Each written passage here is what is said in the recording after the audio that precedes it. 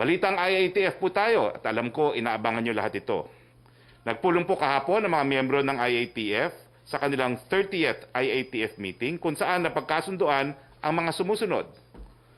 Una po, ang Omnibus Guidelines sa pagpapatupad ng community quarantine sa Pilipinas na ipatutupad sa lahat ng rehiyon, probinsya at lungsod o lugar na inilagay sa ilalim ng General or Enhanced Community Quarantine. Ang pagsasailalim ng mga sumusunod sa Enhanced Community Quarantine simula Mayo 1, 12:01 in the morning ng umaga hanggang Mayo 15 ng 11:59 ng gabi. Ang mga lugar po under ECQ, National Capital Region, Region 3, Central Luzon, maliban po ang Aurora, Region 4A, yung Calabarzon, ang probinsya po ng Pangasinan, Benguet, Iloilo Province, Cebu, Cebu City and Cebu Province, the city of Bacolod, and the city of Davao.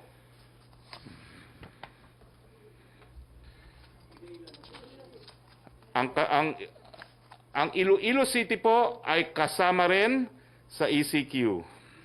Lilinawin po namin, ang Iloilo City ay kasama po sa ECQ. Paumanhin mo, pero talagang base po yan sa dami ng kaso at doon sa kakayahan ng lugar na magbigay ng medical services. Ang grupo po ng 200 overseas Filipinos galing sa Milan, Italy ay bibigyan po ng PCR test pagdating nila dito sa ating bayan. Yung mga magte-test pong negative ay exempted na po sa requirement ng facility-based quarantine at papayagan na pong umuwi sa kanilang mga probinsya. Pero mag-undergo po sila ng 14-day home quarantine.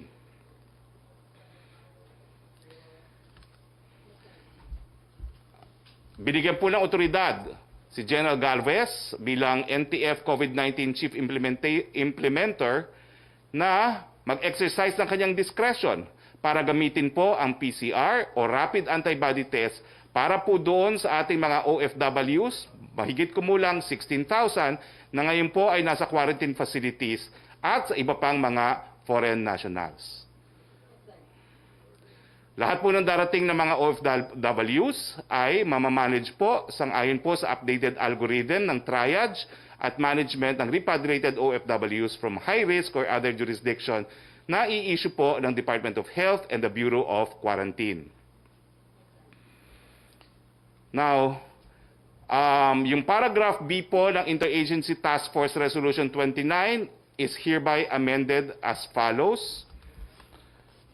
Unang-una po, lahat po ng desisyon na mag-impose, mag-lift or mag-extend ng community quarantine sa mga probinsya, highly urbanized cities at mga independent component cities ay decision po ng IATF.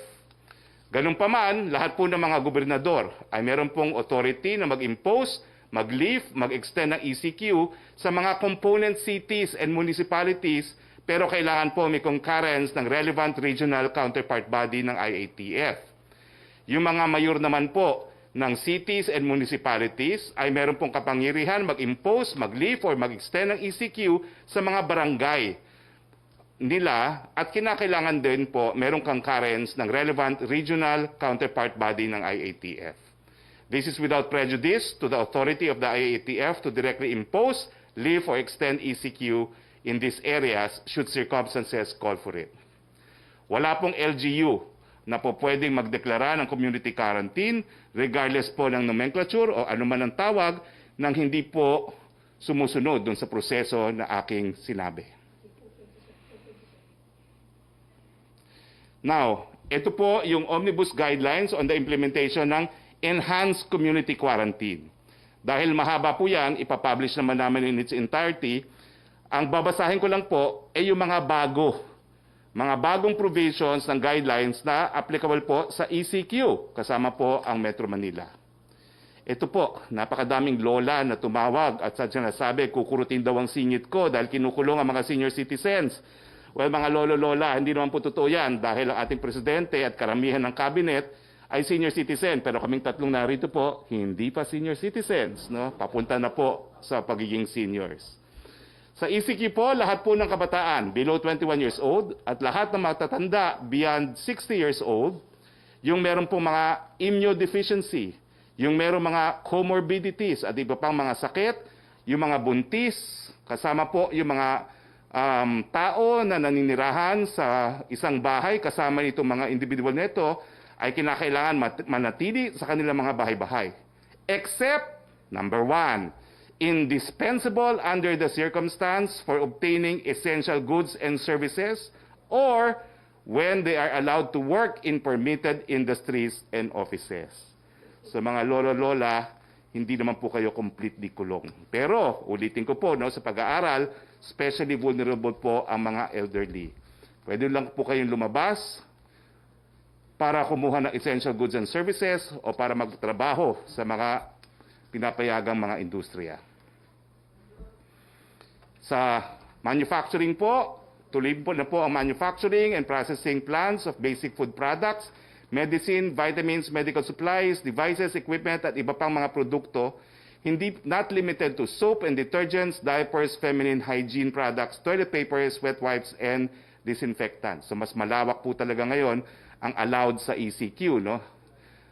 Provided that the establishment involved in the production, manufacturing, packaging, processing, and distribution of food may operate at a maximum of 50% in their respective workforce unless the supply level of a basic food product warrants a higher capacity. In which case, magbibigay po ng otorisasyon ang DTI para po doon sa temporary increase of workforce capacity.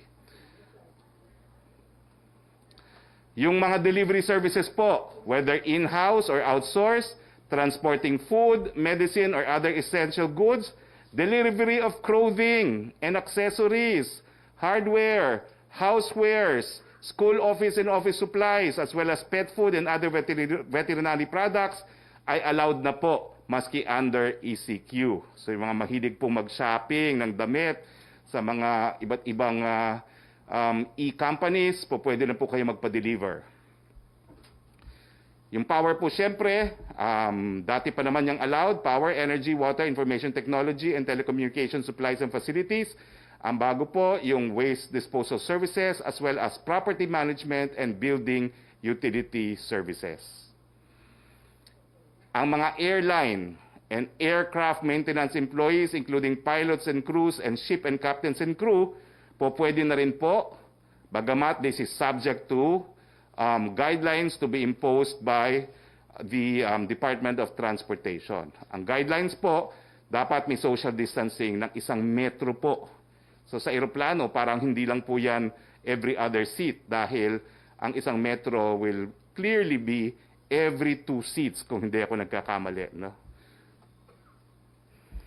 Ang media establishment po, at a maximum operational capacity of 50% of their total permanent staff complement as registered sa DOLE po, inclusive of reporters and other field employees as accredited by the PCOO.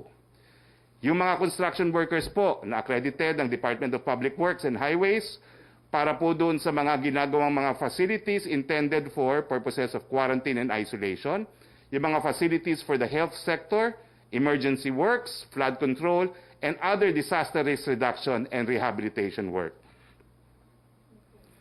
Yung mga manufacturing companies and suppliers ng equipment or products necessary to perform construction work.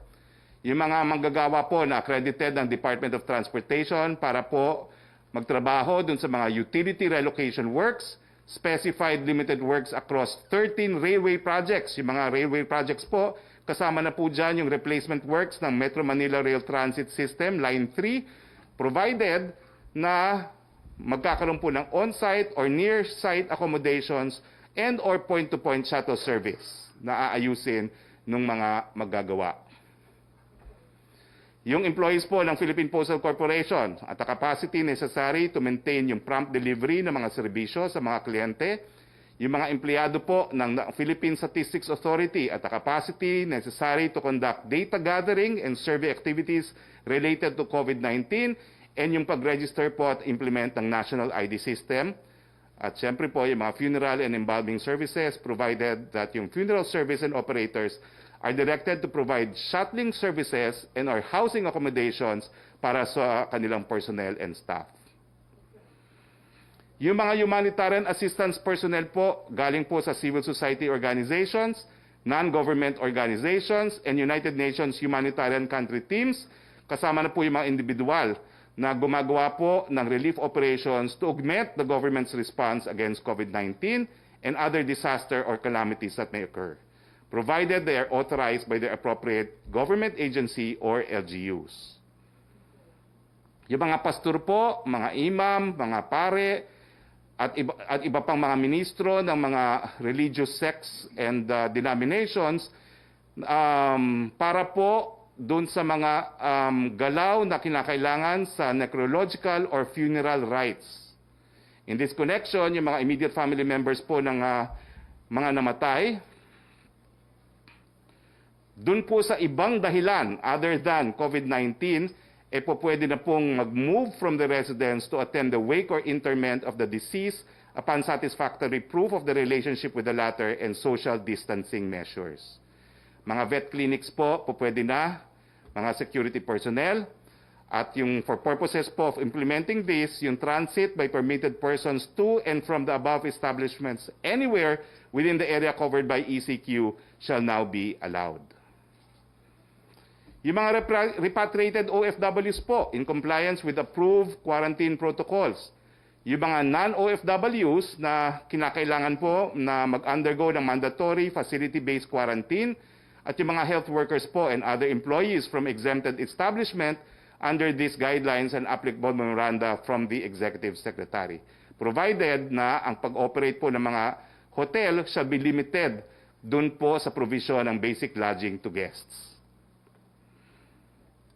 Yung mga regulatory agencies po na mayroong jurisdiction sa mga permitted establishments or persons ay po pwede pong mag-issue ng official IATF accreditation IDs.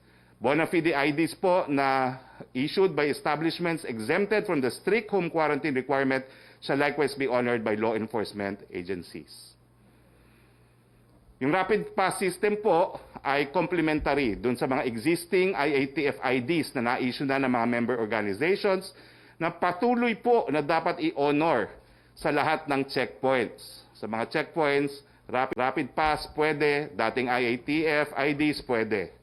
Yung enrollment po para sa rapid pass ay voluntaryo at will cover yung mga qualified private sector entities or persons. The movement of cargo vehicles shall be unhampered. Tuloy-tuloy pa rin po ang mga cargo natin sa mga checkpoints.